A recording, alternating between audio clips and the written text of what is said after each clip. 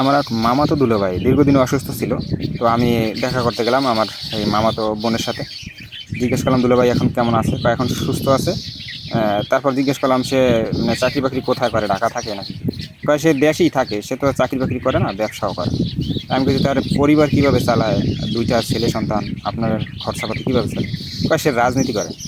তা আমি শুনে একটু হাস্যকর হয়ে গেলাম যে রাজনীতি তো আমরাও করি, তা আমাদের পরিবার বা আমরা মা বাবা চালানোর জন্য যে সংগ্রাম করতে হয়, একটা পরিবার চালানো মানে একটা যুদ্ধ।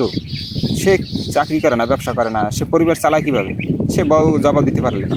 মানে খুবই একটা দুঃখের বিষয় যে কেমন রাজনীতিবিদ, তার পরিবার জানে না সে সংসারের উৎস কোথা থেকে আসে, পরিবার কিভাবে চালায়, কোথা থেকে টাকা আসে। সে ঘরের স্ত্রী জানে না, চাকরিও নাই, তার ব্যবসাও নাই, কীভাবে চালায়? আগে আওয়ামী লীগ করতো, এখন বিএনপিতে যুক্ত হয়েছে।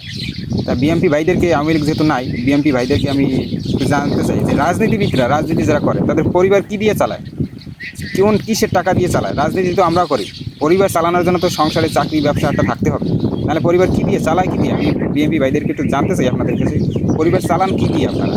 চাকরি করেন না, ব্যবসা করেন, রাজনীতি করে পরিবার চালান, রাজনীতি করে পরিবার চালায় কীভাবে? এটা কেমন সম্ভব? কী করেন একটু বলেন, আপনারা কী করেন? তা সংক্ষেপে উত্তর দিয়ে দেন, দেবেন না আমি জানি, দেশের জনগণ জানে। আপনাদেরকে কেন ভোট দেবে? সেই দেশের জনগণ কোন দুঃখে ভোট দেবে? আপনারা ভোট চাইতেছেন, বিএনপির লোকেরা ভোট চাইতেছেন, কেন ভোট দেবে? আওয়ামী লীগ অপরাধটা করছে কি? আপনারা সেই অপরাধী করতেছেন। আওয়ামী লীগের লোক চাকরি করতো না, ব্যবসা করতো না, কোটি কোটি টাকা মাসে কামাইতো। কোথা থেকে আসতো টাকা?